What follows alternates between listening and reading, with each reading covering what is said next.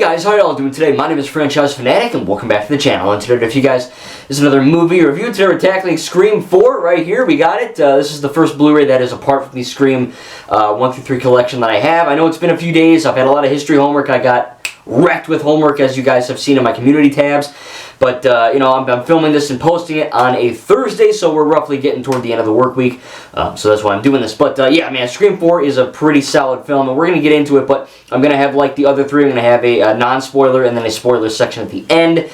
So this is, of course, a non-spoiler review, at least this part. But look, if you haven't seen Scream 4 or any of these films, do yourself a favor and watch them. If you like horror, you owe it to yourself. If you like mystery movies, you know, you owe it to yourself. If you just like good movies that are like on the edge of your seat, adrenaline-filled, you know, good films, I would also highly suggest this film. In terms of horror and gore, this really isn't that strong compared to stuff like Evil Dead and other stuff. So again, with that out of the way, let's get into Scream 4. Now, this has been kind of pegged as like a reboot slash requel, you know, reboot sequel. And it's really not. It's just a sequel. There's no reboot element to it. They do go back to Woodsboro, and there's some elements like that where they kind of, you know, poke fun at the events and all that. And this film literally opens with not one but two of these crazy things where I'm watching it and I'm like, oh my god, it's already happening! And then it goes, oh, it was a fake out. And then, oh my god, it's happening! Oh, it was a fake out. You know, they do that like one or two times. And again, Scream has always been kind of a parody of itself, you know, parody of the horror genre as a whole.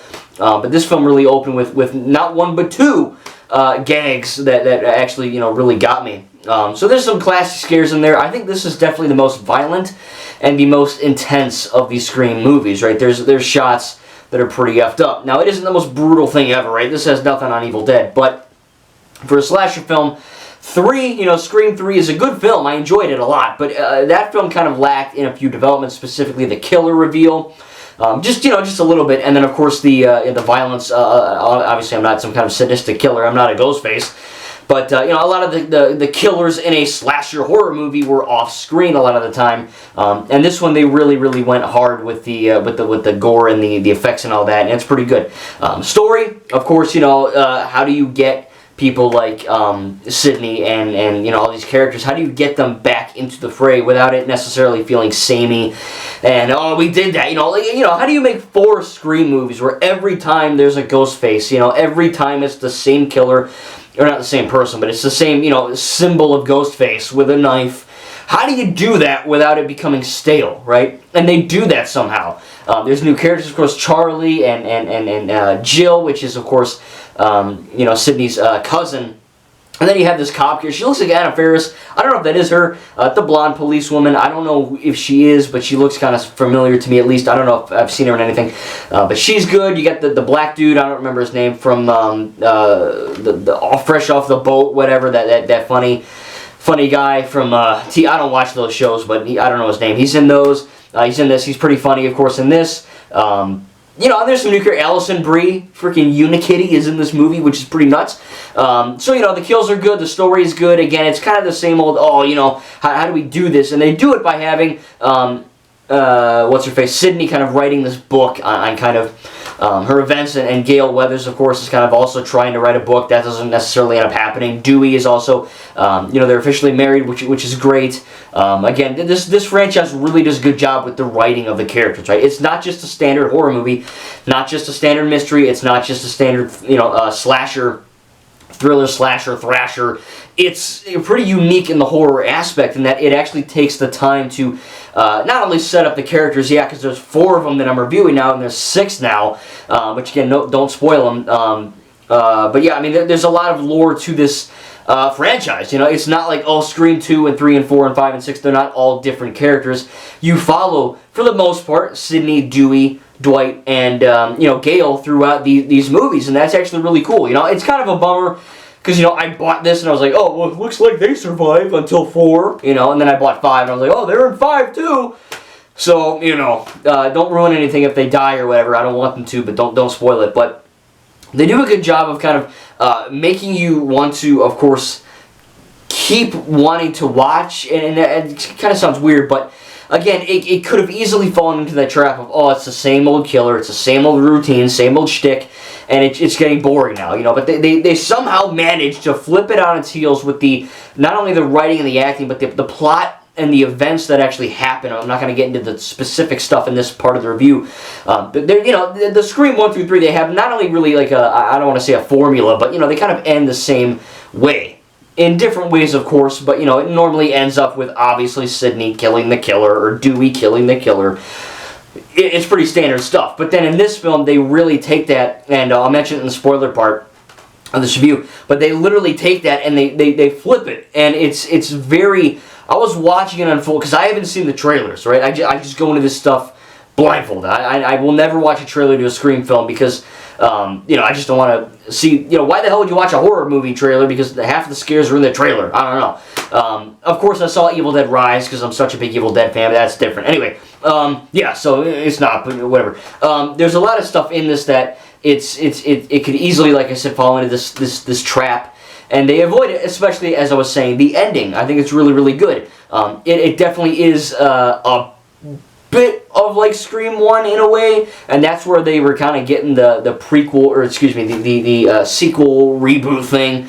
But they really kind of handled that in the end with, of course, you know, a very good and well-deserved twist on everything, which is pretty cool. Again, it's scary. It's probably the most intense one. I know I say that every time, but they just keep getting more intense and intense. Again, I wouldn't call this necessarily a scary movie, because I was never scared. And I'm not trying to sound like a tough dude. I really wasn't. Yes, I was at the edge of my seat. In fact, I almost fell out of my chair at 11:30 at night when it was almost done. But at the same time, I was never like, oh God, you know what I mean? Like, it's... And I'm not, you know, I'm not trying to say violence, it doesn't affect me, but, you know, it's just... A dude getting stabbed in the head, obviously that is more visceral than a kill that is off-screen like in 3. So yeah, there were moments where I was cringing and I was like, ooh, man, shit, dang, you know? And then there's also, you know, moments where I was never necessarily scared, but I was, it was intense for sure. You know, they keep one-upping themselves, right? And I think that's a good byproduct. You know, how do you keep doing this? You know, how do you have Ghostface as the main antagonist in all of these movies and not have it be boring? Well, we have adjustments to the characters in the world. We have new Ghostface reveals, right? We have new writers and editors. You know, you have that kind of stuff. You know, the more baseline stuff. Of course, this film was in 2011, and the last one, I believe, was in 2000. So it's been 11 years between 3 and 4, and coincidentally, 11 years between 4 and 5. And only, I think, 1 or 2 between 5 and 6. But, you know, it's cool to see these characters age. It's almost like watching a Harry Potter movie, you know? Like watching Harry, Ron, Hermione, and the Sorcerer's Stone to the Deathly Hallows Part 2.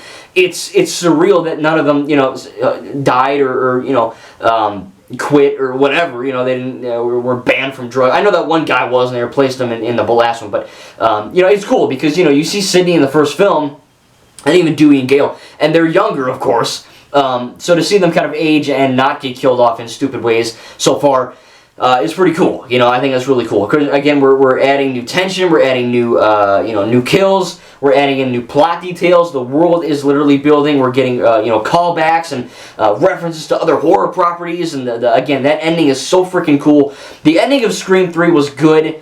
I think the killer reveal was a bit wonky, but not bad. You know, I can go watch my review on it. But this was literally what I wanted 3 to be times 10. Like, it was so freaking good. I finished 4, and I was like, wow, that was a good-ass ending. That was some good stuff, you know? And, again, a lot of these horror movies that at least I hear or, you know, read about online are like, oh, they drop off in quality, or, oh, they're not as good after the first one. Oh, the first one's great, and then the second through 8th, or, like, you know, the first one and then the second through 10,000th, because, you know, horror movies are cheap. They churn them out like butter. And, you know, they get really shitty as they go, or they decline in quality. And this, so far, has not declined in quality, which is really good. In fact, they're only getting better. So I'm going to give Scream 4. In terms of negatives, I watched this about a week and a half ago, so I do remember it, but I don't remember all the negatives. I never watched it going, wow, that sucked, you know. Because it's a horror movie, you know. I mean, it follows a beat. You know, there's a killer and it's a mystery. The ending is really good. There's a lot of really good, almost Last Jedi. Not as good as that, but I want to call them Last Jedi subversions, where it literally subverts. It subverted my expectations. I know that's a meme, but it did. and much like The Last Jedi, not as good as that, but it did do that for me, which is really cool. And then you also have this awesome ending, which is really cool again, kind of a twist on the first film in some really cool ways. So yeah, I enjoyed it, man. As far as negatives, like I said, there's not really to go off of. There's no bad CGI. Maybe one or two of the kills weren't as creative. It was just a stab or or whatever. But it's nothing. That's nothing to quantify a poor review.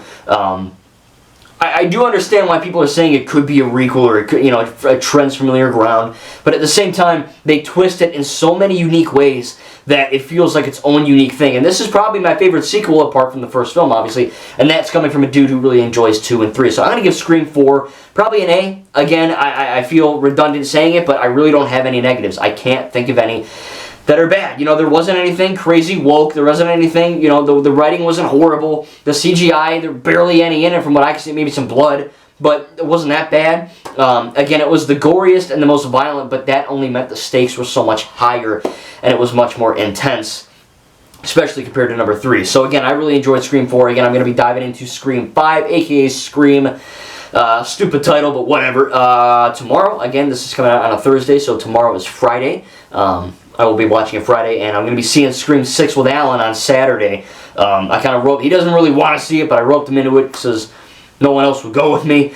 So no girlfriend yet, so I couldn't force anyone like that to go. Just kidding. But anyway, I wouldn't force her. I would don the Ghostface costume and say, "Go with me." But anyway, yeah, I enjoyed it for sure, and I can't wait to dive into 5 and 6. Alan's probably gonna be covering his freaking hands the whole time, but I'm gonna be eating my popcorn, bro. I'm gonna be watching like a movie watcher. So anyway, now we're gonna move on to the spoiler section of Scream 4. So if you haven't seen the movie, thank you guys for watching. Make sure to like, subscribe, and all that, and I'll see you guys in the next video. But right now, we're gonna briefly talk about the end of Scream 4. So again, last warning. All right, here we go. As familiar, we get the killer reveal, and much like the first film, Bonnie and Clyde type of thing. In this film especially, we get Charlie, which I had to Google his name. He's not a bad actor or a horrible character. I just couldn't remember his damn name. So Charlie and then Jill, of course, Sid's cousin, are the killers. That took me off guard, for sure. For sure. I thought, when what's her face? What's her name? The blonde chick? Chet, or not Chet. Gargle? I don't know. I don't know her name. I don't remember her name. But it's the blonde girl, and she's kind of her name's Gargle, and I'm gonna call her that. So Gargle is she's in there, and she's kind of getting attacked by the killer, and Ghostface calls her, and she's like, "Hey, answer my questions, bitch," So it's kind of like the first film in a way, and we see Charlie in the chair, just like the first film and all that, and she gets it right, and then she unties him, and he just effing stabs her in the stomach, and I thought that was a good reveal, because it's the first time we've seen a killer, from what I can remember, from my recollection, of being out of the Ghostface costume. It's just him. It's just Charlie in the chair. He's not in any kind of crazy costume and anything. He just pulls out the butcher knife and kaboom, kills Gargle. And, the girl, I think it starts with a C, but I can't remember. Yeah, so that was crazy. And then, of course, we get the Jill reveal, which I should have seen it coming. Because I don't know, I should have. But I effing didn't for the 4th time, I guess. I think it's a pretty cool way to end that. Of course, really their motive is they really just want to do it to get famous. Again, it's not the best motive in the world. I probably should have mentioned that in my actual review. The motive is there, but it's really just Jill saying, "Oh, Sydney, you're so popular and you're so cool, so now I'm going to kill everyone and they're going to treat me as a hero. And I'm going to get a share in the spotlight compared to you, you freak," And Sydney gets jacked up in this movie, and she gets effing shot and stabbed and punched and kicked. I mean, she gets jacked up. It's a miracle she survived, and it's really cool to see that Sydney is doing this just for that popularity, which, look, obviously she's effed in the head. No sane person would do that, I'm not going to go murder a whole bus full of people and be like, "Subscribe," I'm not going to do that because I'm not effing crazy. So Jill obviously is nuts. She's cuckoo for Cocoa Puffs, but at the same time, she also has this ulterior motive, which isn't the strongest thing in the world, but it works. So I quite enjoyed that aspect to a degree. I thought it was really, it was kind of disturbing and also neat to see her take the time to injure herself to make it look like she isn't the killer. And then that twist I was talking about in the review, where instead of Jill or Sid or Dewey or Gail, whoever, just killing Jill, because Jill kills Charlie.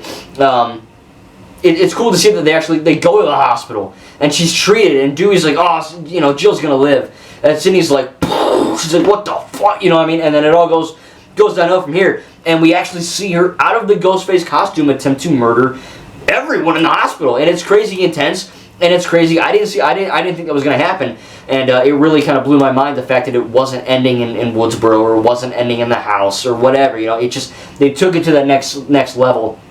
And it was really, really cool. Obviously, you know, one of my favorite shots in the whole film is where, you know, the whole reason Jill does this is for attention and to be looked at as a hero and get that hero spotlight, right? That what is it, 5 minutes in heaven or whatever? The 50 seconds of freedom, I don't know. But in that, you know, she's on the gurney and they're all taking pictures of her, and she's in bliss, right? She's in heaven, quote unquote. You know, she's in this ecstasy where, you know, it's what she always wanted. And then she, of course, dies. Sydney shoots from the heart and all that. And the last shot of the film is just these row of reporters talking about how Jill was the hero. She saved the day. She is a hero. And it ends with her kind of dead body. And it makes, you know, me asking the question, was it worth it? You know what I mean? Was it all worth for you to die for in the end, just so that you can get that fame and you not to be around to revel in that glory? That is some damn good writing and some very good direction. And I'm very glad they took a route that was different and actually very well made and very well written and acted. And it was something I wasn't expecting from a Scream film. So again, that's going to be it for my spoilers. Nothing too crazy there. But yeah, I cannot wait to dive into Scream 5 very soon. Again, sorry it took an extra minute, but I had all this crazy homework. I still have it, but anyway, hope you guys enjoyed. And yeah, I can't wait to dive into the next 2 Scream movies. Again, no spoilers for any of them, especially, you know, even 1 through 4, because sometimes, you know, people, they check out the comments before they watch it, and it's a whole thing. Anyway, thank you guys for watching. Can't wait to dive into Scream 5 and 6, and we'll see you guys in the next video.